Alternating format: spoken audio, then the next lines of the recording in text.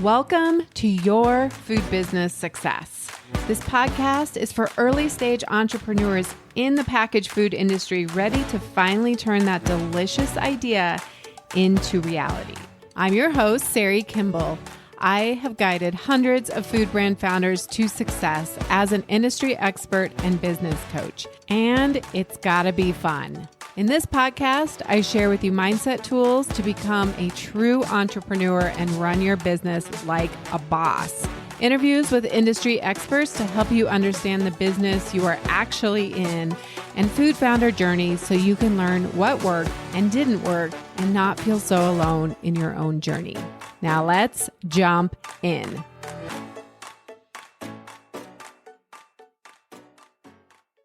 What kind of a boss are you to yourself?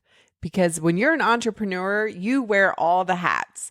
You are the visionary, you are the maker, the employee, and you're also the boss. And I want to share with you the presentation that I did last week for Castiron's Flour Power event. It was so awesome. They put together 3 amazing speakers. One was me.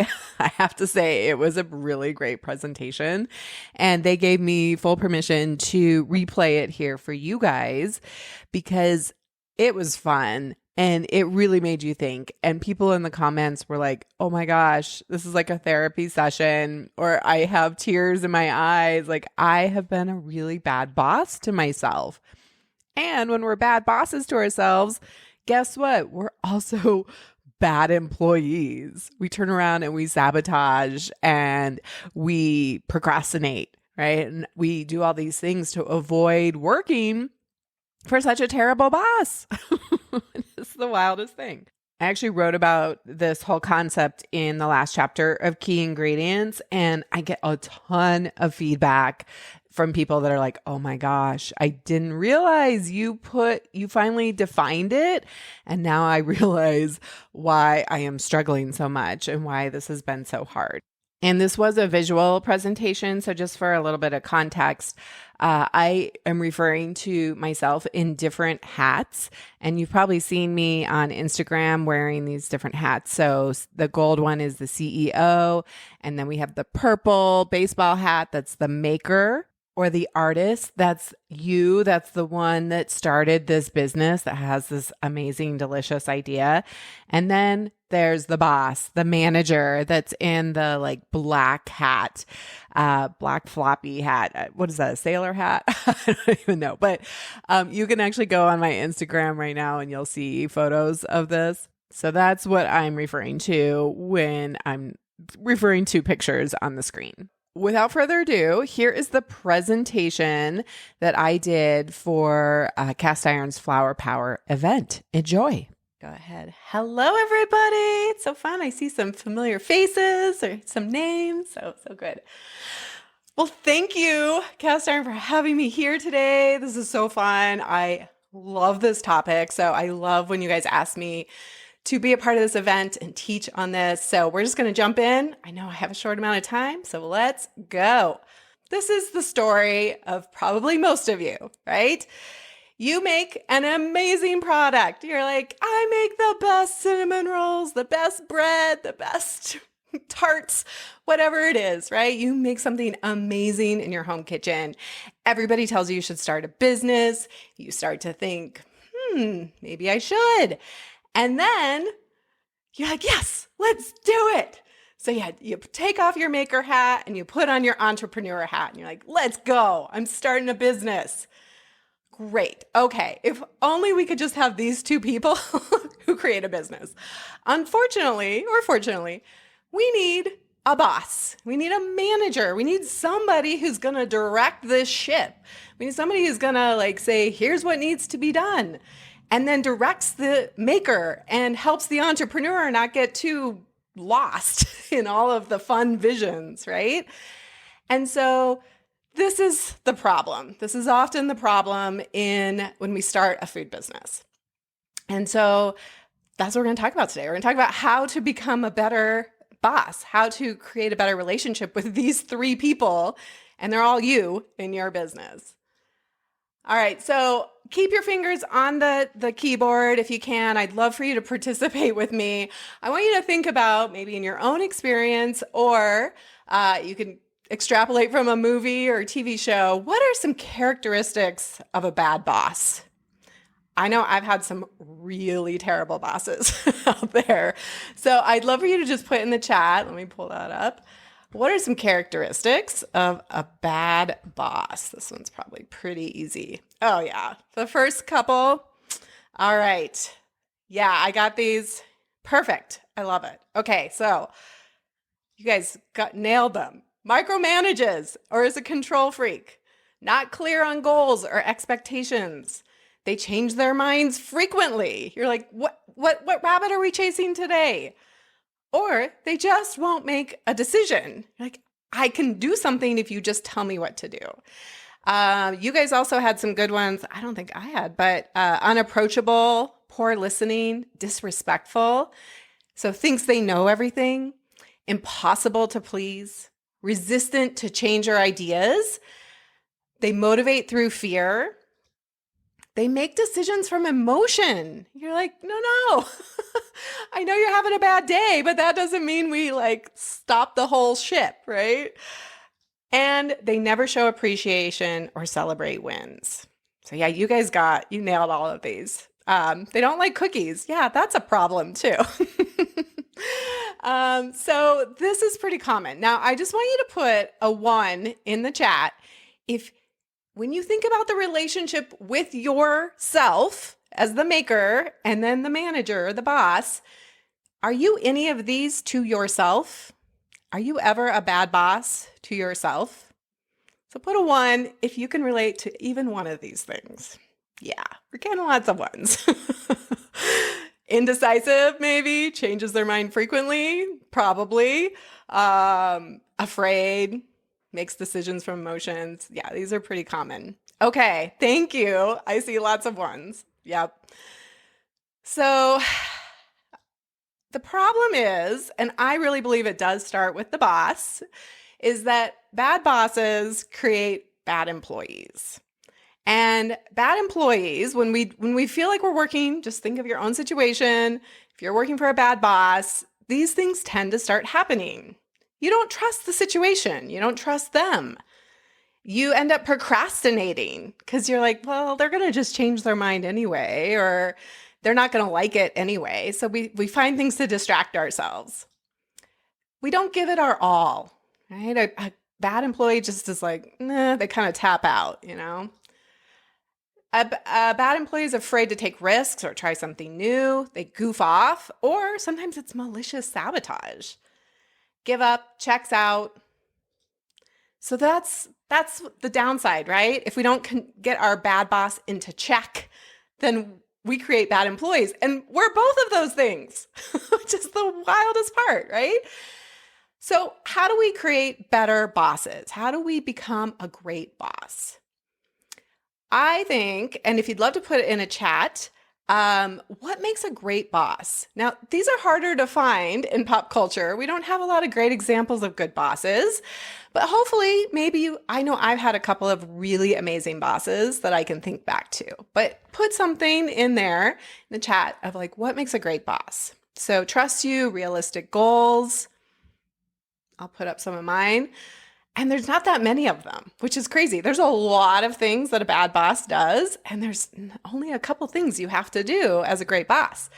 Describe a clear vision, goals, and outcomes to the employee, and then allow the employee to use their amazing talents and skills to create it using your own best judgment, right? And that's what some of you guys are saying on here, right? Is encourages teamwork, good communication. They get down, work in the trenches with you, guides you. They set realistic timelines for projects. This is a really important one that we do not get in our own little business world. But if you were operating your business as if it were a job out in the world, right? And I think it's important that we do that. We look at our business that way. But you would never perform well if your boss was like, hey, we're going to make a complete price adjustment. And you got 2 hours to do that, or you got 2 days. A good boss sets realistic timelines for projects. They also understand the employee as a whole person, that there's family and friends and health and self-care and lots of other things going on, as well as additional projects that they've assigned. And they look at the whole person and say, let's make adjustments here and there. Maybe this is no longer a priority, or it looks like you need some sleep. I want you to take care of yourself, right? So really important. I think this is a really great characteristic of a great boss. And then they celebrate. They appreciate you. They say thank you. They say good job. You made progress. You moved it forward. Thank you. And I hope you're thinking to myself, self, when's the last time I actually said thank you to myself for doing this? And because when we're a great boss to ourselves, then we stay focused. As employees, we stay focused on what we do best. We take bigger risks because we know we won't get yelled at. We won't get gaslit, right? We're like, okay, let me try something new. I don't know exactly how to do it, but I know that my boss trusts me. They know exactly what is expected of them. There's some safety there, again, to go take risks. But they understand, like, here's the guidelines and here's what I'm trying to accomplish as an employee. And they bring ideas and new solutions to the table. So I think this is really important that we think about, if I'm a better boss to myself, then I'm actually going to be a better employee. And I think we can all attribute, so Gallup is the big organizational group talking about employer relationships. And they've done this huge study with thousands and thousands of people. And they found that when employees who agreed with the statement, my supervisor seems to care about me as a person, they were found to be more productive, contributed more to profit, and were more likely to stay with the company long term. And I think that all can be taken down to the level of you in your business, wearing your maker hat. That if you believe your boss, which is also you, cares about you, then you will be a more productive person. You will contribute to profit. You will stay with the company. You will stay in it, right? And that great employees, they feel valued, they feel appreciated and celebrate. And when you feel that way, you want to keep doing more. It's the wildest thing. It's like it only took me like 5 years of beating the crap out of myself to realize, hey, if I'm actually nice to myself, I'm going to get more done. I'm going to want to keep going. So let me give you 4 ways to become the boss you deserve. Do a P&P weekly, and I'm going to break all these down. Do a Power 5 daily, measure your gains, expand your boss skills. All right, so let's go into each of these quickly. All right, every business, every entrepreneur, I like to say, always has 10 problems in your business. Okay, let's just accept that as fact. Maybe it's more like 20, maybe it's more like 5, but let's just say on average, you have 10 problems in your business. The biggest problem I find with entrepreneurs is that we think we should not have any problems. What? Another problem? Oh, wait, actually, they're supposed to be there because that's what we're doing. We're just solving problems. So instead of being all caught up in another problem, let's just instead focus on solving the problem without the drama. So I like to do what's called a P&P, or problems and priorities. P&P for short. So I would love for you, if you want to really tame that mean boss and you want to become a better employee, do a P&P planning session each week with yourself as the boss. Put on your manager hat. And you're going to come up with 3 specific problems to solve for that week and 3 priorities to solve them. Now, it doesn't mean we're going to solve everything. It's not going to be, completely done, but we're going to take action to actually solve it. So let me take you through a couple of examples. Problem 1, I want 1 additional farmers market this season. Priority 1, research additional markets and apply for 2 new ones. Problem 2, website page needs more visuals.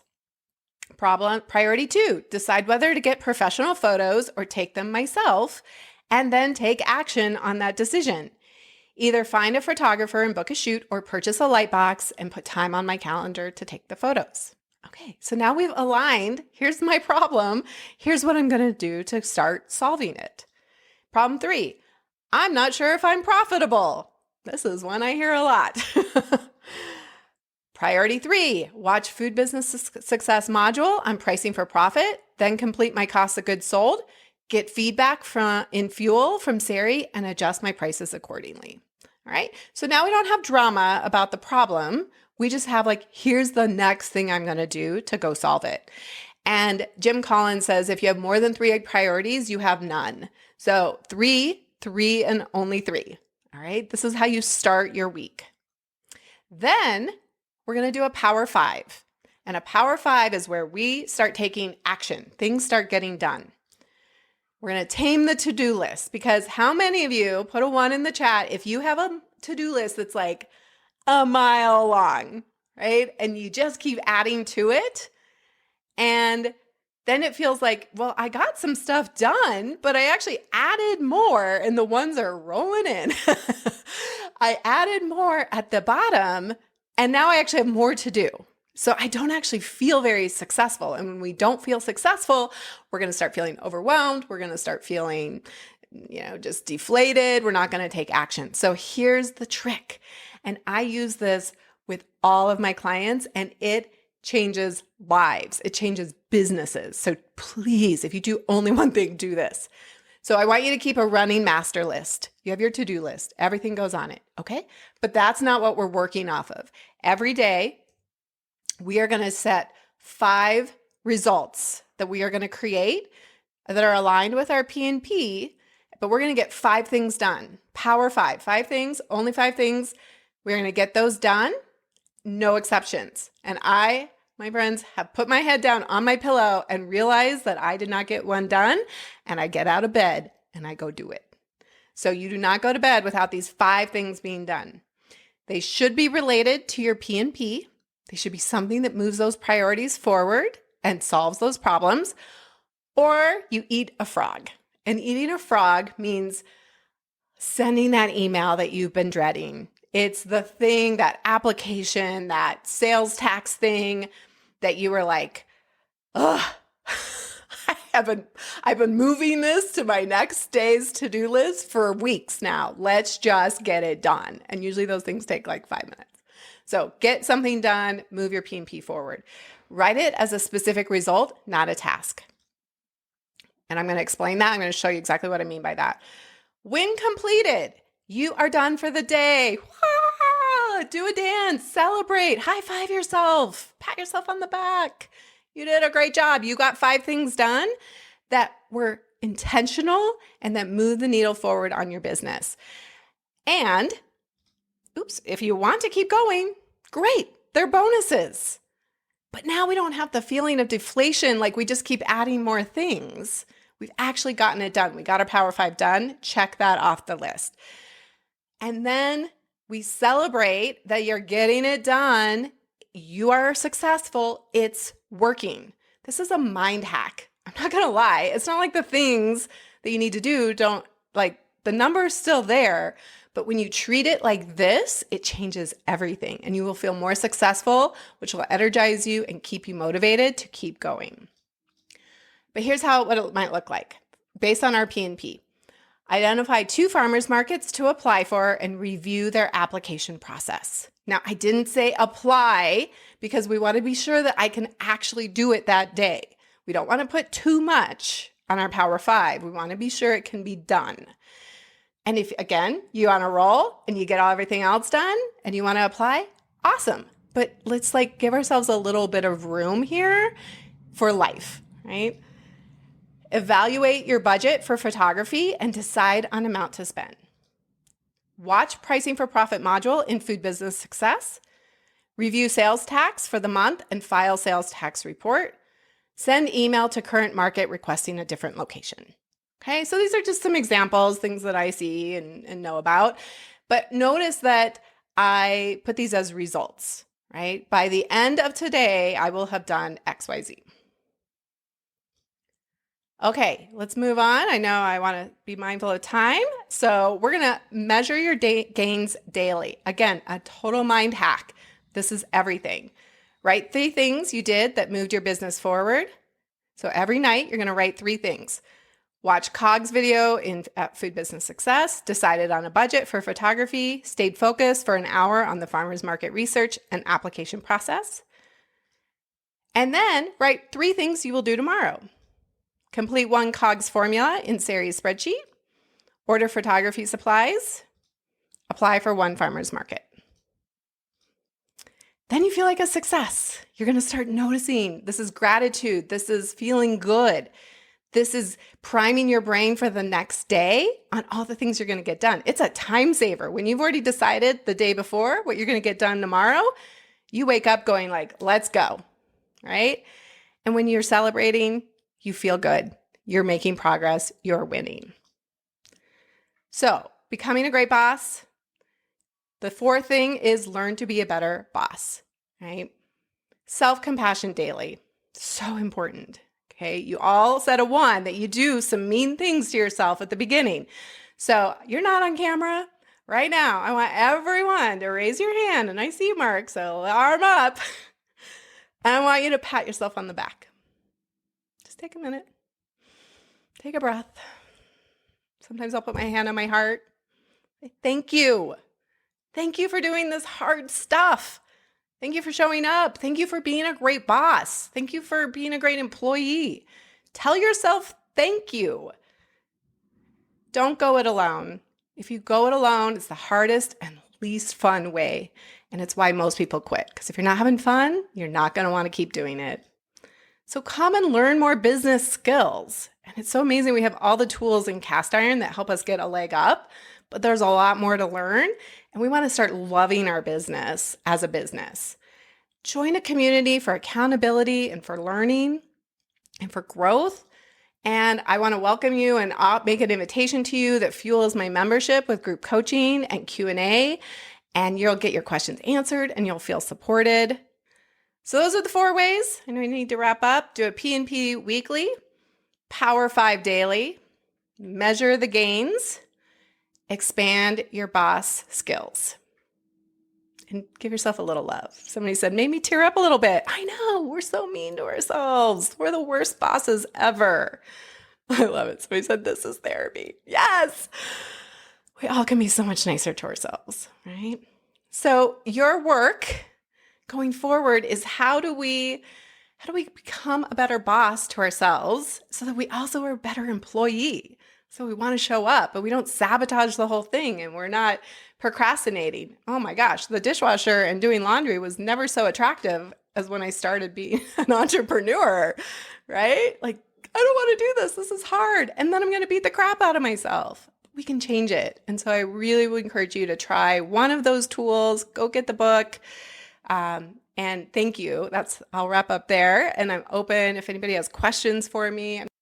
All right. Your mission, should you choose to accept it, is to become a better boss to yourself today, this week. What's one thing you can start doing? What's one way you can actually support yourself to cheer yourself on rather than beating the crap out of yourself, hoping you will get motivated to do it right this time, quote unquote, perfect, out of fear, because it just doesn't work. So for everyone listening, lift up your hand, raise up your arm, pat yourself on the back, give yourself a hug, put your hand on your heart, say thank you. Thank you for doing this hard work. And if you would like extra support and really get the answers and the expertise, we are changing lives. Our coaches inside Fuel are incredible. People are getting answers to their questions fast. And when we get answers to our questions, we solve our problems faster. And that's all you're doing. Being a great boss, being a great employee, is you just solve problems faster. The faster we solve problems, the faster we have a successful business that actually pays us back, pays us a salary. And I'm on a mission to help 2,000 entrepreneurs create businesses that pay themselves back. Come join me inside Food Business Success and get inside our membership called Fuel, and let's go. Until next time, have an amazing week. The smartest thing you can do as an entrepreneur is to invest in a who to help you with the how, to speed up your journey and help you skip the line. When you are ready for more support and accountability to finally get this thing done, you can work with me in 2 ways. Get me all to yourself with one-on-one business coaching, or join Food Business Success, which includes membership inside Fuel, our community of food business founders that includes monthly live group coaching calls and so much more. It's one of my favorite places to hang out, and I would love to see you there. Go to foodbizsuccess.com to start your journey towards your own food business success.